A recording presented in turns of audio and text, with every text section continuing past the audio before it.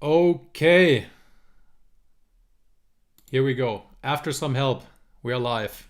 And shout out to Lucas for helping me setting this up. And without any further ado, let's hop right in. You can feel free to write something in the chat just to make double sure that I am actually live, but I think we're good. And yeah, for starters, let's get started. So it's been a while. I'm back on YouTube, and the idea here is to, as you can see in my key slide, that I want to make you a better swimmer, and I want to show you what you have to do to keep it very simple and basically get started right away. In the meantime, I'm going to tell everybody that I'm hopefully live now.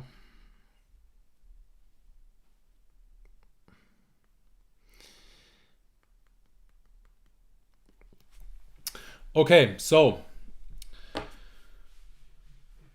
first of all, I want to wish everybody a Happy New Year. It's a little bit late, but nevertheless, Happy New Year. I hope you came or you celebrated well and you started it in style. And yeah, I've been wanting to go back live on YouTube for quite a while. And yeah, it's now finally time. So let's hop into what I have for you here. What's going to come up on this channel is I will be doing weekly live streams just like this one. The goal here is to make this educational and to really give you something that you can implement right away, or I mean, depending on the stream, each topic that you can implement basically the next day. The focus is on teaching rather than entertainment. I'm going to do my best to be entertaining. And we will have a fixed topic schedule to start out with, but then after that, I'm happy to get suggestions, feedback, and all that from you guys. The goal is to make you swim distance freestyle fast. Pretty simple stuff. And here are the upcoming topics. So live session number 1 is the one we're having right now, which is how to improve and to reach your goals in swimming. With this is going to be very generic. This is nothing super fancy. These are just a little bit of pointers, basically for mindset on how to approach swimming and what you can do to speed up the process. Okay. And how can we improve as a swimmer? Number 1, we can improve our technique. Number 2, we can increase the training volume. Number 3, we can increase our training intensity. We can improve our flexibility and range of motion.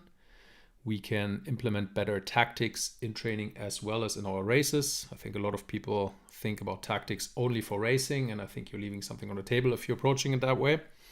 And then we can get a healthier body and mind. And finally, we can focus on recovery. And I'm going to walk you through all of these. This is not going to be super long, but hopefully very informative for you. How do we improve our technique? First of all, you guys, you need to find a credible source and stick to one program. And what I mean by that is there are lots of very good coaches on YouTube, on Instagram, and all that. And I think it is important to not overwhelm yourself and to not get confused. And so that doesn't happen, I think it's important to pick one, maybe 2 coaches at once. Okay, there was a great coach that I had the privilege to train under back in the day. His name was Martin Wilby, very accomplished coach who was coaching at the University of Florida back in the day. He was then the leader of Swim Canada and overall, like I said, top tier coach. And he used to say, coaching is almost like a cookie recipe. There are lots of great cookie recipes and lots of them taste fantastic.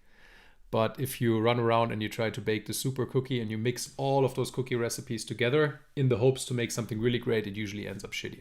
Okay, so that's something that you have to keep in mind. So try to pick one. Make sure you have a credible source. That's actually pretty easy, guys. I mean, just like we have a lot of good swim coaches on the internet, we also have some not so good coaches on the internet. I would urge you to make sure that the person has either a very, very good coaching record or has a very good record as a former athlete, or ideally both. And then you know that it's credible and what they're talking about and what they're saying is actually reliable. It's important. And then always focus on the basics first. This is also very important. Oh, we get the first questions and comments. This is fun. Emilian, I will answer your question in just a second. And I have to answer in English. It's important that I keep this in English, but I'm going to answer in just a second. Always focus on the basics first. This will be covered in a different YouTube video where I'm talking about the basics. Just what I'm urging you to do is start with the easy stuff. Start with your body position, start with your head position, implement rotation, get a good grasp of the concept of drag and where drag is resisted, and do not start with bubbles on your fingertips or high elbow catch and all that. That's not the idea here. That is something that can get important later on, but in the beginning you have to start with the basics first. You should probably invest in coaching. I think you get very good information on YouTube. But the tricky thing with swimming is that it's usually, the way it feels is usually vastly different than the way it looks. So at the very least, videotape yourself and face reality. And then aim low and strive to improve constantly. What I mean by that is we all want to be great, but I think it's a daily process and you have to try to get 1% better every day. Don't try to be great a week from now because it's going to lead to frustration and it may even lead to you quitting.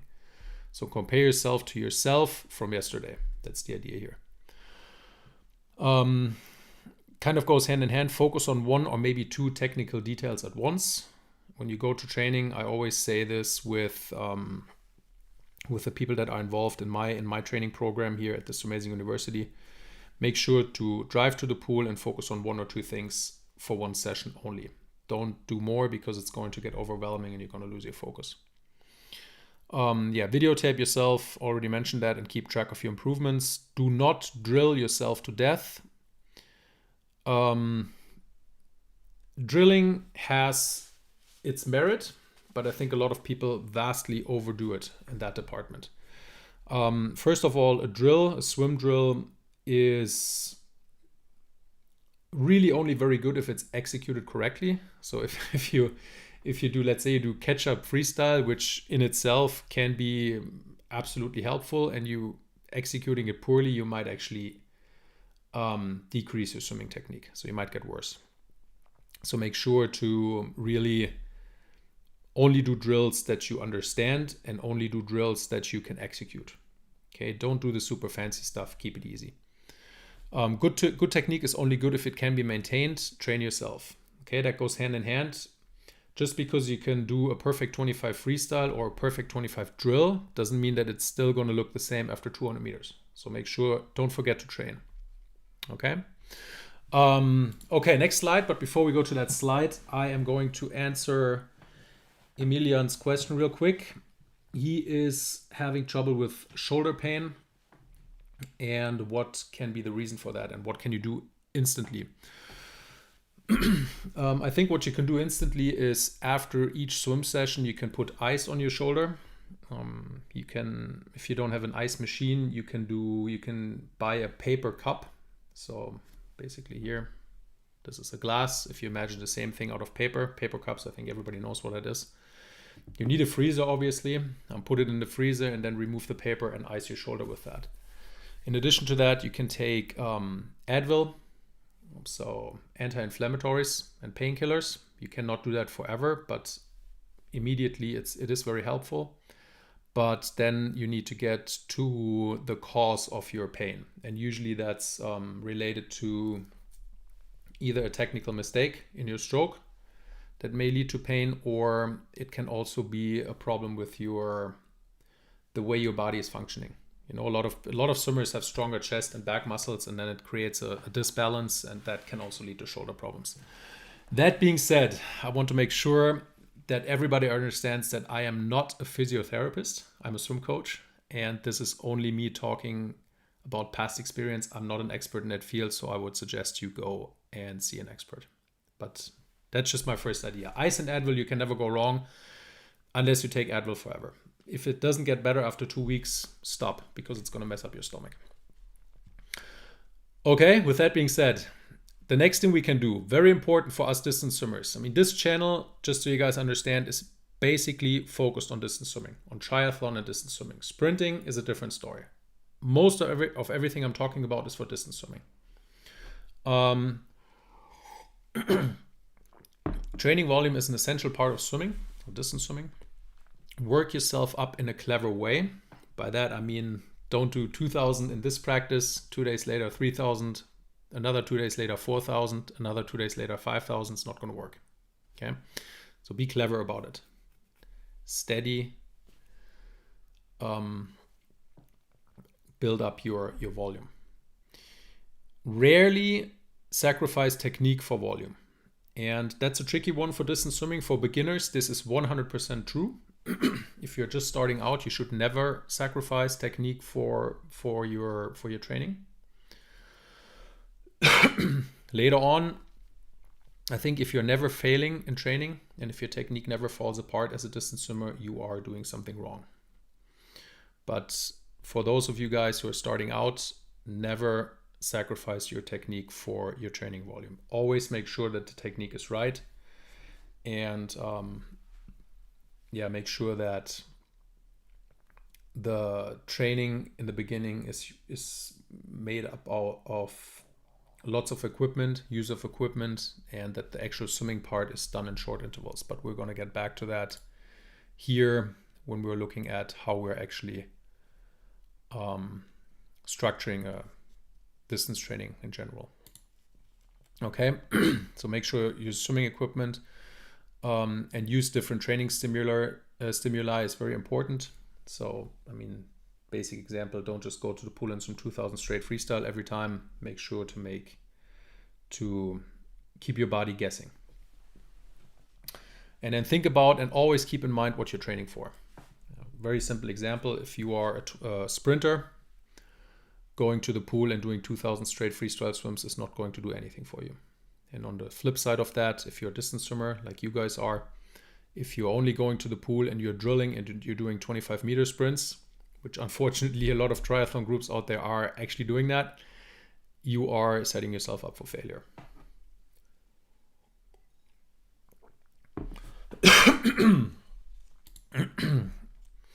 Okay, and then we need to increase our training intensity, obviously. This should go hand in hand with increasing your training volume. And for beginners, it's very important that we have low volume and low intensity, but a high focus on technique. And as we progress as swimmers, we are constantly increasing our challenges. So we're ramping up the volume and the intensity. Of course, it's not always going to be going hand in hand. Sometimes we go a little bit higher in volume and a little bit lower in intensity. Sometimes we go a little bit lower in volume and higher in intensity. It's always a mix of all of these things.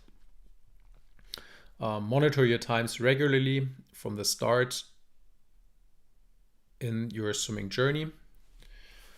And soon the sky's the limit, and we're always striving for the edge. Lower intensity as soon as quality drops regularly.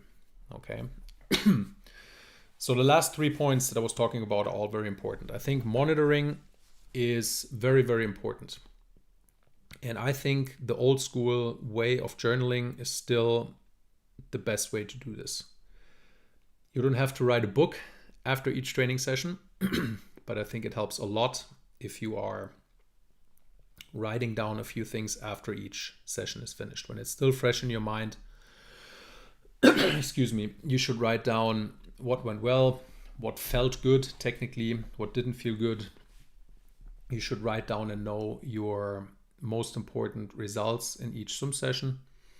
And yeah, if you do this regularly, you will see that you're going to improve quite dramatically very quickly. And yeah, lower your intensity as soon as the quality drops regularly. So if you see that your swim sets are continuously not getting faster, you're probably going too hard. And then, yeah, your range of motion is also a critical thing. Especially with triathletes and people who are starting to swim late in their life. they are usually not very flexible, so you need to stretch. Increased flexibility leads to more range of motion. More range means easier swimming and better technique. And easier swimming and better technique leads to energy saved. And energy saved and better technique is the path to fast swimming. Always think about reducing drag and therefore saving energy. Especially as distance swimmers, it is very important that we always have that kind of stuff in mind. Fast swimming at the highest levels is about maintaining speed, which again, the easiest way to maintain speed is to lower your drag.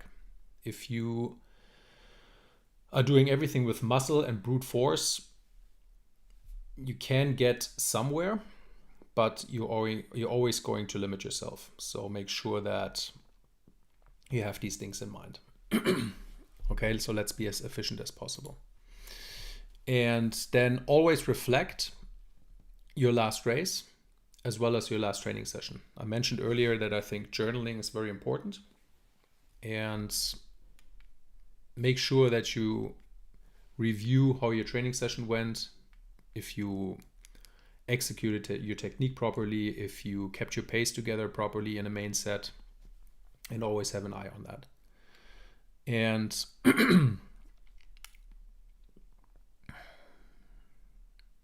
yeah, take your pacing extremely seriously, also while training.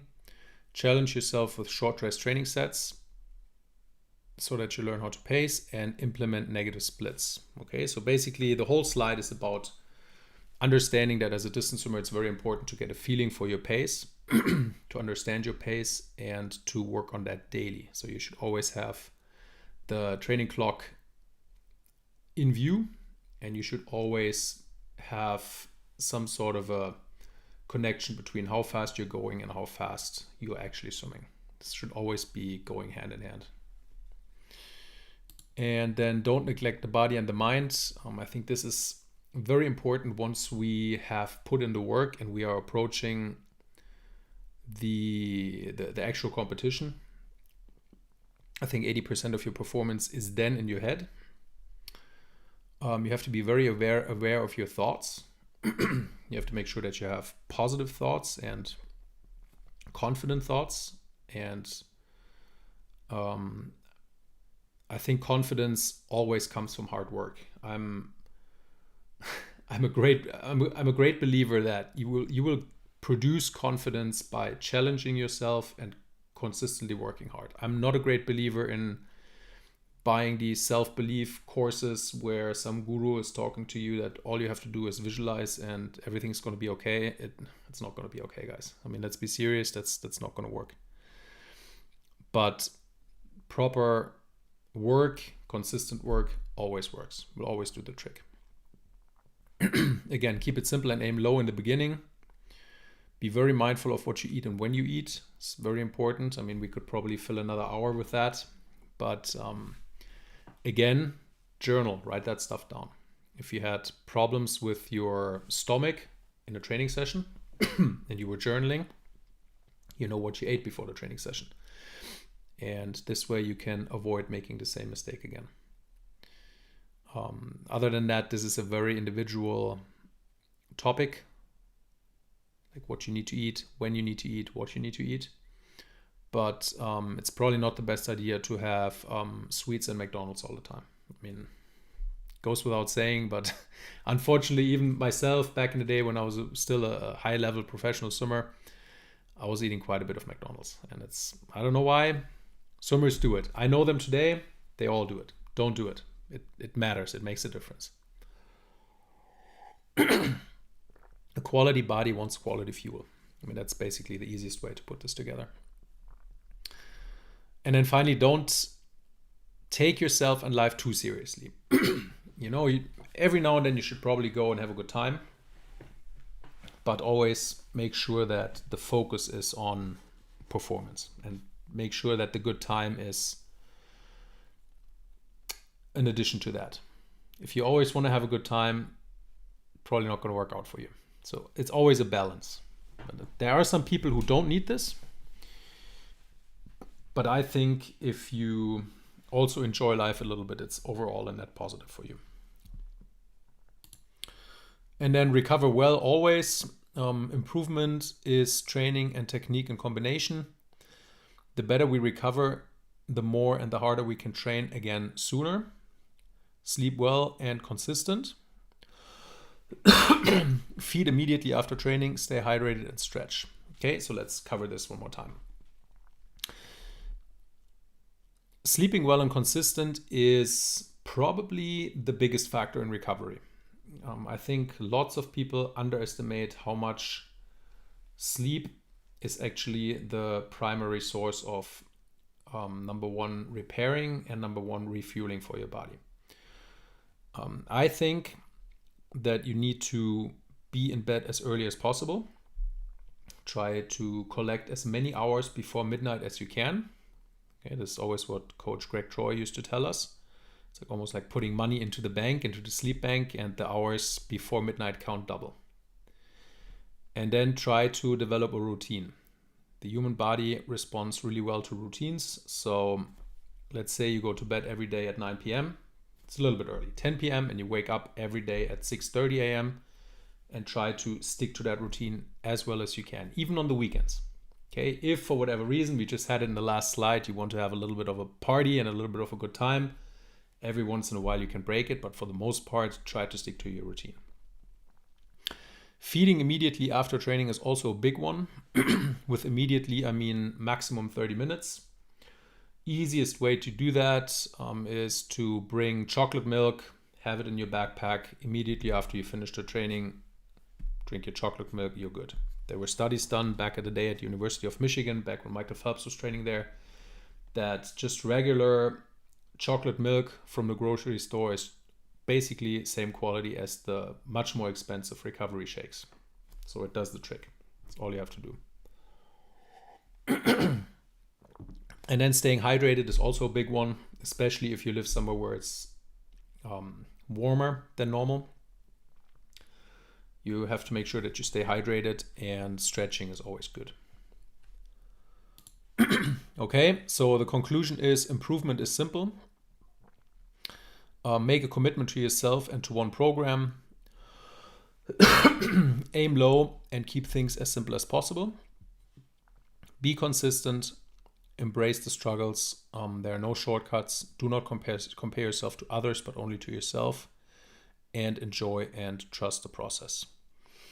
And this, almost last slide, but this slide is really close to the heart for me, because I think nowadays everybody is trying to convince the athletes and their so-called customers that they have the easiest way and the most technical way and the most sophisticated way to reaching your goals. And in all honesty, there's really no shortcut. Does not exist. I mean, I've literally trained with some of the best athletes in the world. I swam with Ryan Lochte for 6 years. I swam with Thomas Luertz for 5 years. I've been a European short course champion myself and won international medals in the pool and in open water swimming. And every time I tried to find a shortcut, it didn't end well for me. And these guys that win the international big medals, that win the Olympic medals, they are always the first at training and they're the last to leave. And they make this a habit. They don't allow anyone else to outwork them. And please implement that. Me, for myself, I made a commitment to myself that I want to create this amazing university in a way that we are not bullshitting our members. We are making sure that everybody's on the same page. We understand that we are working hard. We are proud that we're working hard. And yeah, so far it's working well. But I can only encourage you to do the same. And yeah, finally, another one that's very big, was also big for me, is do not compare yourself to others, but only to yourself. Because that can lead to a lot of frustration. There's always different talent levels out there. And this is not within your control. What is within your control is what you're doing. So yeah, make sure to do that. And really trust and enjoy the process. Be proud of yourself that you show up to training. Be proud of yourself that you're challenging yourself every day. and the rest will come automatically. And let me see, there were some questions here. Leo is saying, great to have you back. Yes, I'm also happy to be back, even though this is a little bit rocky. This is the first one in a long time, but it can only get better. And then the question is, how many hours do the pros train per week? And I can answer what swimmers are training. Again, since we are talking about distance swimming, I'm going to focus on that. I would say that if you're competing in the 400 freestyle and up, all the way to open water, you need to do at least 70K per week, swimming wise. And that will usually take you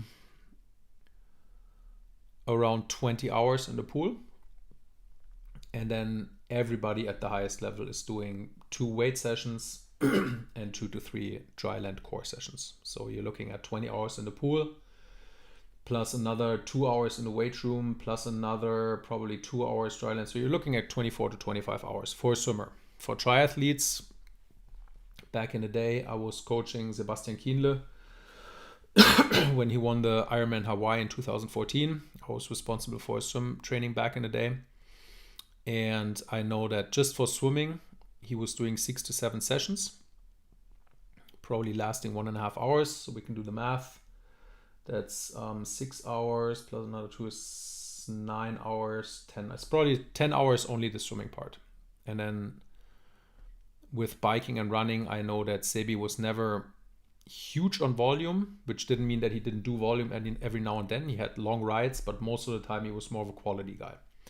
But still, I would imagine that in an average week, he would probably do 25 hours, and in peak weeks in training camps, probably 35 to 40 hours. And then Anya is asking, as a triathlete, how important are kicking drills? With kicking drills, I imagine you are talking about kick sets. I think they're actually very important. I mean, there's probably nobody out there who likes kick sets, but I really believe that it is important. And the reason is, in the beginning of your race, you want to be able to go out fast. And if you want to swim really fast, you have to use your legs. And if you have never trained and prepared your legs, you will accumulate a lot of lactate acid, and you don't want that. Lactic acid, and it's not what we want. So we need to have our legs ready to go.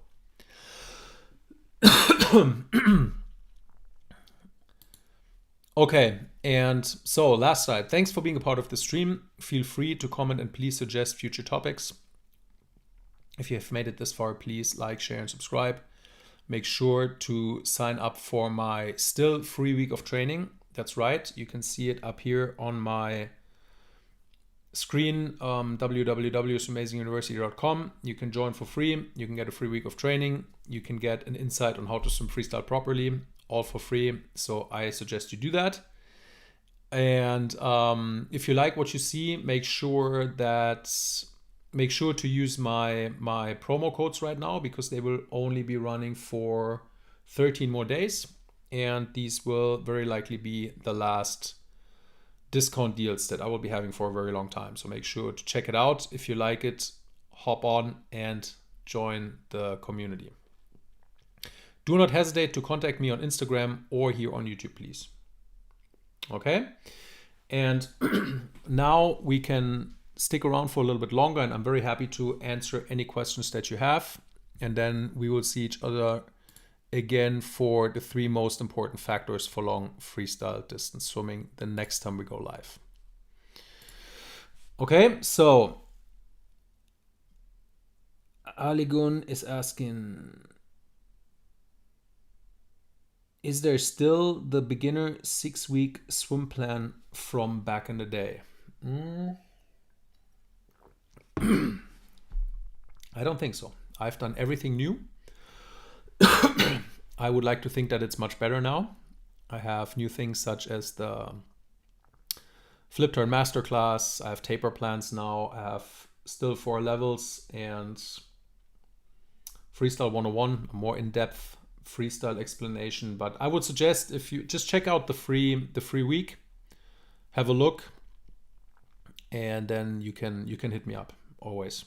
Write me on Instagram or send me an email. I'm very happy to have a chat with you, and maybe we can figure something out.